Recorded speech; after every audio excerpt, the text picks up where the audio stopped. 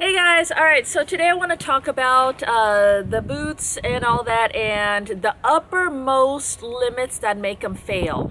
Now, you have to keep in mind that Lasser and I do extreme type riding, okay? That means that you see this collection of shoes right here? You see how they are shaved paper thin? This is after 4 weeks of riding, okay? And we consistently do this 4 weeks. This is what he does to his shoes, and we always do this. This is consistent.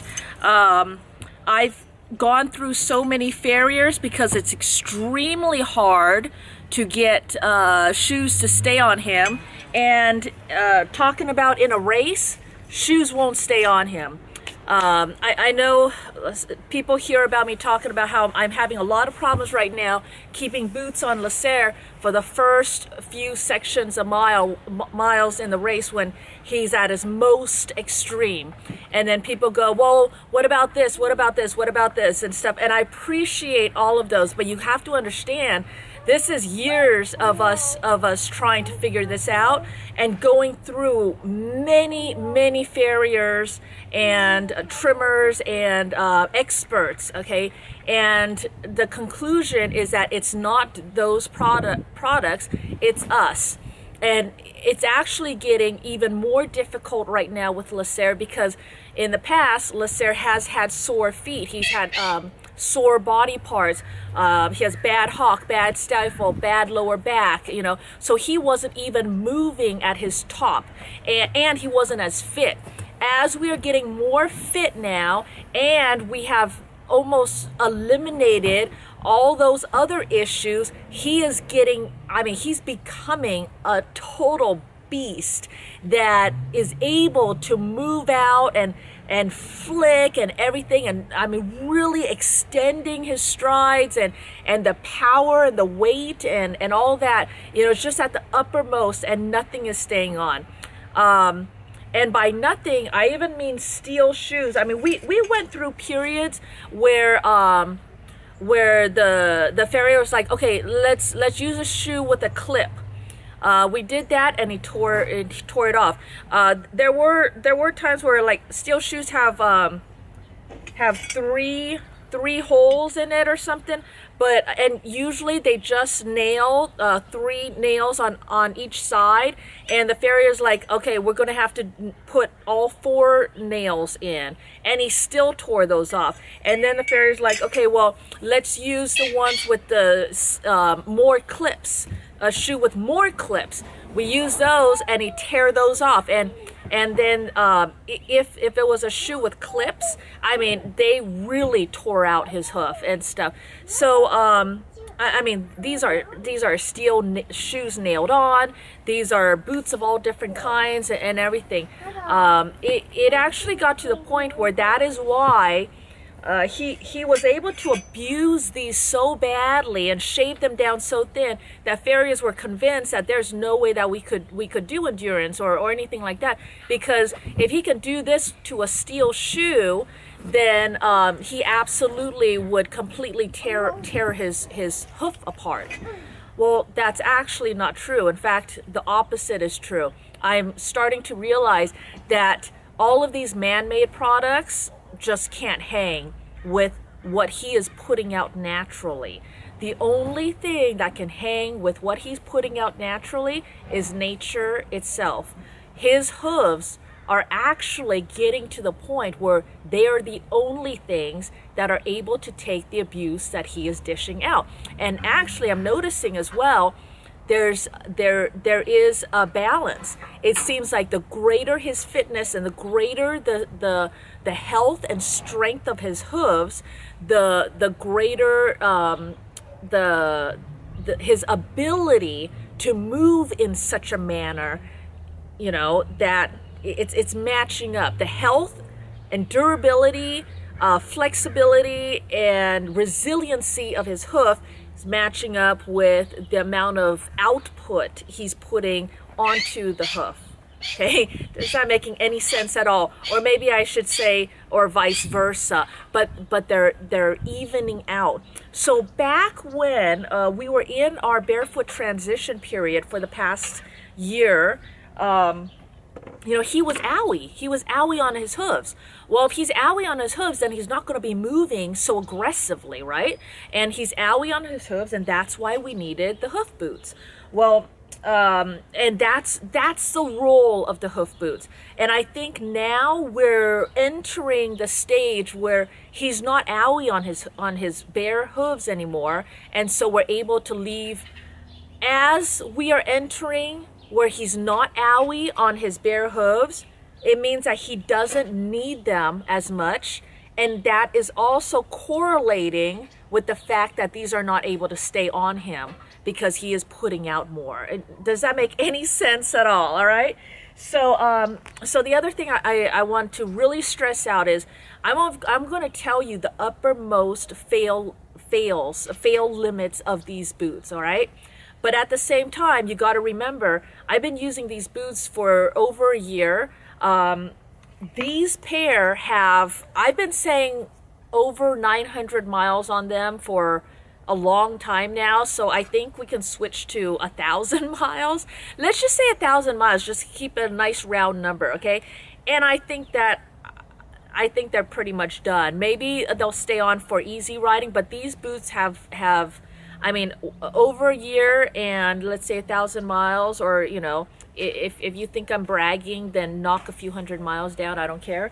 But yeah, these boots have really gone through a lot for us, and they're not going to handle much more of the hard type riding anymore. So let's break this down, okay? There's easy riding. Easy riding is going to be walking, jogs, you know, maybe doing some easy stuff in an arena, okay? Soft sand, good footing, flat grounds.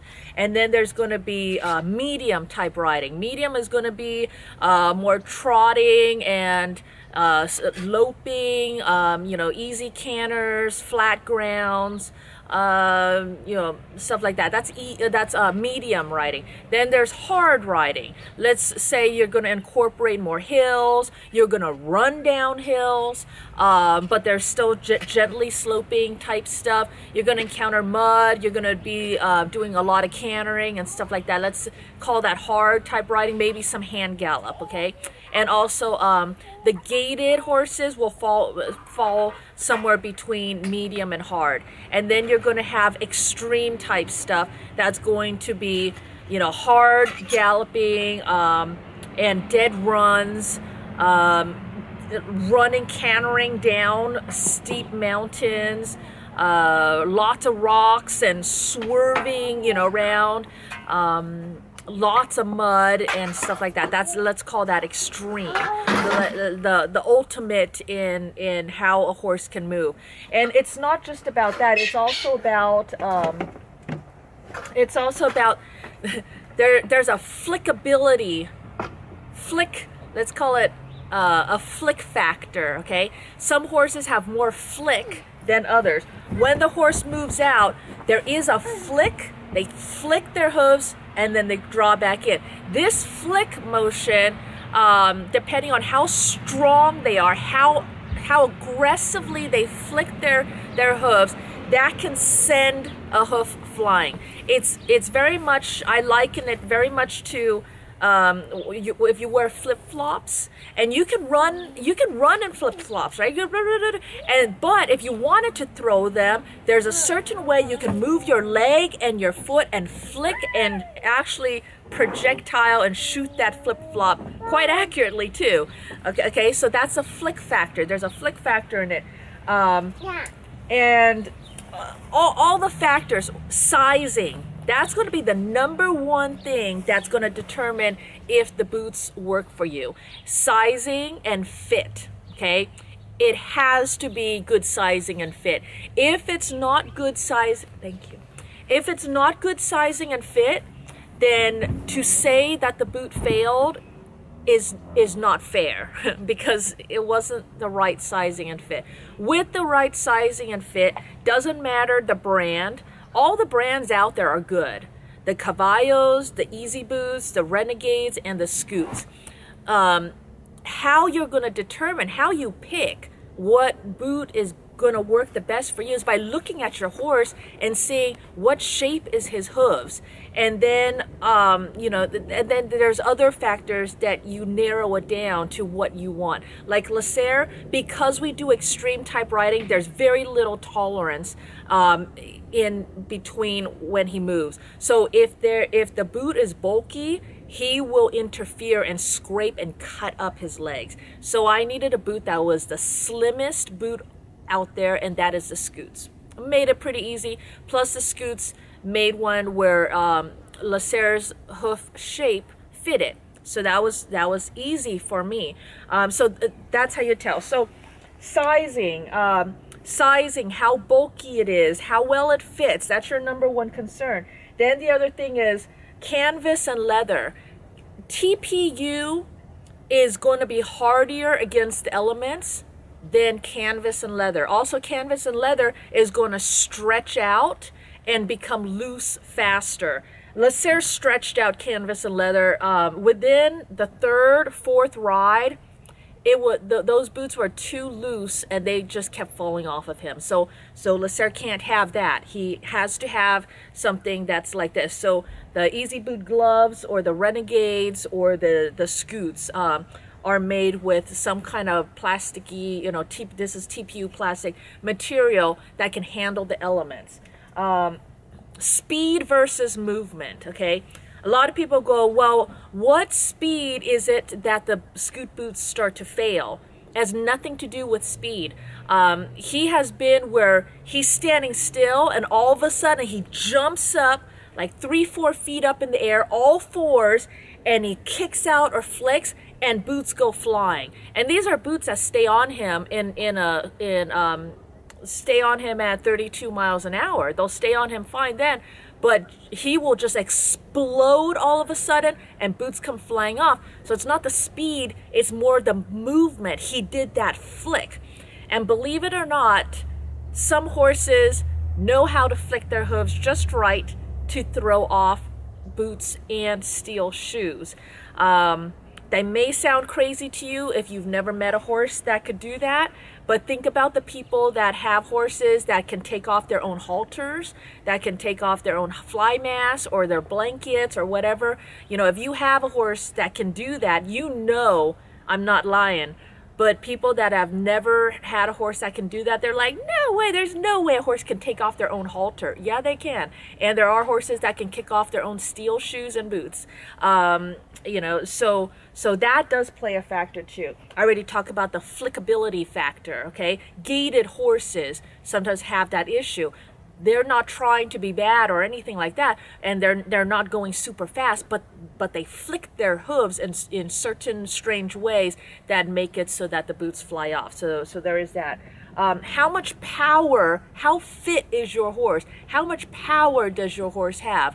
I've ridden horses where I'm sitting on them and they're like this. They never move. Lasserre, when he's surging, we only go 15 miles an hour, which should be a trot, and he's surging like a sea serpent. So it has nothing to do with speed. It's because, like in a race, what happens is he gets a race brain, and he is so supercharged with energy, he can't even contain it. But he is holding himself back because I have the reins. With my reins, I am able to hold him back to a proper speed. But all that does is right now it's translating into more up and down motion, more wasted energy, up and down motion, more pounding. So he's pounding instead of just being relaxed. He's like, ah, like that, and it even looks scary from the outside. People look at him, they're like, oh my gosh, you know, he's acting crazy. We never even hit half the speeds that we usually do, but it was terrifying people just because the amount of energy he was putting into it. So that is the power that I'm talking about, separate from speed. Okay, then there's a weight factor as well, just physical fact of weight. He is 1,300 pounds. That is more weight than your average light horse. A lot of these Arabians, they look like they're half his size, you know, and also he's bulky. He's got some heft to him. So 1,300 pounds. Your average horse is about 800 to 1,000 pounds. So that extra 300 pounds is going to be a difference on how much weight, physical weight, is on the boots. Not just on the boots when they're flat. I'm talking about on their boots when they're slamming side to side and bouncing off rocks and stuff. And also the oh, I lost that thought. Okay, it's gone. And then the terrain. If you're in an arena, soft footing, flat ground, versus up and down, where you're falling into holes and then, pulling your hoof back out again and stuff like that. So the terrain is big. Bouncing off of rocks, going sideways, and stuff like that. So that's going to be recovery factor. Recovery factor is actually huge. These boots, these scoot boots, have a great recovery. And what I mean by recovery is there have been times where we bounced off some rocks and I turn down and look and this boot is skewed on his hoof. And then I'm like, dang it, all right, I got to look for a nice spot that I can pull over and fix the boot. I find the nice spot, I look down again, and the boot has recovered. And it reset and centered itself again. So oftentimes now what I'll do is if I look down and they're skewed, we'll go a few steps and then I'll look again, and more often than not they have centered themselves again. They have recovered. That is one of the things that makes these boots so great, staying on no matter what, is their recovery factor. Steel shoes do not have a recovery factor. If he shears off a nail, sometimes the whole reason why they come off is because he sheared off the nails, okay? So if he shears off a nail, that nail is not going to recover. That's the same thing with the glue-on boots. Once you've sheared that adhesion, it's not sticky anymore, right? So it can only go downhill from there. If your boots are held on, look to see how your boots, what is the mechanics that makes your boot be held on. If it's held on by a cable and that cable snaps, there's no more recovery from that. These straps, if the front straps, if this snaps, there is no recovery. But if everything is intact, these do, because they are flexible and stuff, they do have a recovery factor, and that is actually huge. That makes these actually stay on better than glue-ons, which was an interesting finding that came up with all of my tests. And then there's age and mileage. Here, this is what I learned on my last race. It never came up before.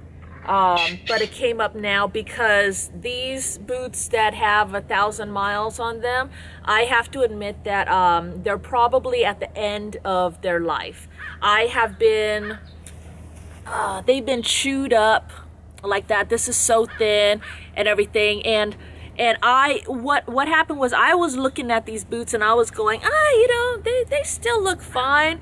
I'll just replace this strap here, duct tape this up. I'll just use some Sikaflex and put that on and build this up again, and it'll be fine. What I failed to realize is that a newer boot, when I pull this out, there's a certain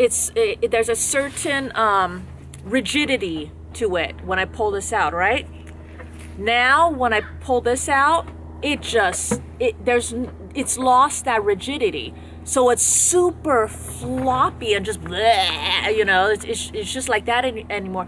So in this last race, he had these boots on and we're going downhill and we're going and I'm watching the boots and they were staying on, but they were just not holding their form. They were just smush, smush, smush, and getting all smushy and stuff.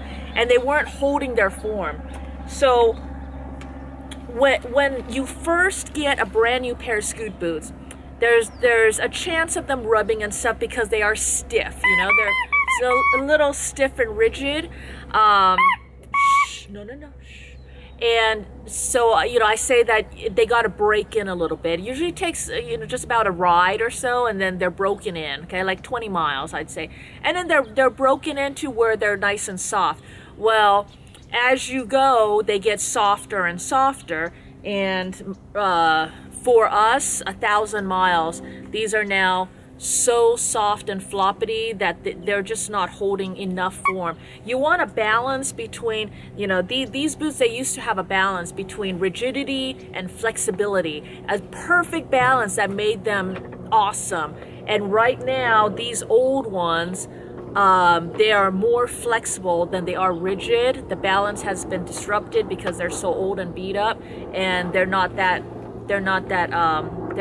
good for me anymore. I'm still probably going to use them for light, easy stuff, but honestly, I think his hooves are able to take that, so he doesn't even need this for the light, easy stuff anymore. All right, so let's see. I think that just about covers it. I guess my point of it was, why did these boots fail this past weekend is because, one, Lasser is moving into extreme movements and stuff. He's moving in such an extreme manner that nothing is staying on. And I've noticed as he's getting fitter and everything, he's just getting stronger. His hooves are getting tougher and stuff. So the good news is we're going to be moving more into just barefoot, bare hooves, because he can handle it. My plan is probably from here on out, I've been easing him into barefoot, obviously, doing more and more barefoot, but for races, I do want him to have boots. And that may just be me trying to be extra careful. My thought process on this is, they say that the average wild horse, whatever, moves out about 20 to 30, 35 miles a day, every day. If your horse doesn't do that, you really don't need shoes. Their hooves can take 20 to 35 miles a day, okay? Well, if I do a 30-mile endurance race, that's probably fine, but he might be a little short. Plus, he's still in transition, you know, I think. He's not perfect. His hooves aren't perfect yet. So that's where I'm going. But if I start doing 50-mile races, 50-mile race a day, I don't think is fair to ask of a hoof. You know, it's not. So that's why I wanted to keep using boots. But if he's going to be crazy for the first 20 miles of my race, then fine. Let him be barefoot for the first 20 miles. His hooves can handle it, you know, and it's the only thing that can stay on him during that period. You know, do that, and once he calms down and he's going to act more reasonable, I'll get off and put boots on him. And the boots is just to save his hooves, you know, protect them from rocks or anything else. He's not going to need them all the time. He's just gonna use them, you know, when we're doing more anything that is outside of the norm. No. So I hope that what I wanted to stress, and I hope this message got across, is that, one, it's not necessarily the boots. You know, I know a lot of people, they'll go, oh, these boots work perfectly for me, but they never explain what type of riding they do or what type of terrain or how the horse moves and stuff like that. Other people will say, oh, those boots are junk because, you know, they rubbed right away and they could never stay on. But they never explain if they fit right, if they, you know, what type of terrain, what type of movement and stuff like that. I'm over here and I'm telling you the good and the bad of the scoots. The scoots have been awesome for us for the past year. I just think that we are now outgrowing them. But, I mean, I am totally grateful for everything that, you know, they have made it so that this past over year and a half that we've been in our barefoot transition, they've made it so Lasser can still go out and run and play, and we can still ride even though his hooves were not perfect and we're not conditioned enough to be able to go completely barefoot yet. They were and are a key part of our toolbox. Okay. Am I still going to be using the Scoot boots? Yes, absolutely. Like I said, you know, if I'm going to do 50 miles, 100 miles, 75 miles, I don't know, you know, having boots to protect is not a problem. It doesn't hurt anything. It's just a tool to help. So why would I eliminate that from my toolbox, you know? So so totally recommend the Scoots. Maybe just don't use them. Well, I guess a typical person would, you see all the chunks torn off? Maybe a typical person would have realized that it's time to replace those, right? Now these ones, I did put Sikaflex all inside to help strengthen it. Now you know me, I do wonder if I can stiffen it, make it a little more rigid with some adhere, because adhere is rigid in the corners. I think on the inside corners on the front, if I make that more rigid, and then the other thing that the Scoots do have a problem with is these front straps is all that is preventing this boot from opening up. So when we are galloping downhill at a very steep angle, or steep enough that we're sliding down the hill, and yeah, we run down hills, and all the weight are on these straps, and that's how these straps broke in the race. The straps just couldn't take the weight. Now the straps have taken the weight previously, but once again, these straps have been, you know, through a lot of miles. So maybe the smarter thing to do would be to get brand new boots or put brand new straps on if they are to use that kind of abuse. I also thought of maybe doing something like tie rope from here to here, tie around to reinforce, so that when he's putting all his weight on there, there's something stronger in the front here. You know, just ideas like that. But honestly, I might be beating the heck out of these poor old boots now, and it's just time to get new ones. All right, so there you go. Hope that helps explain a little bit more. Let me know if there are any questions, and I'll talk to you later. Bye, guys. Mommy.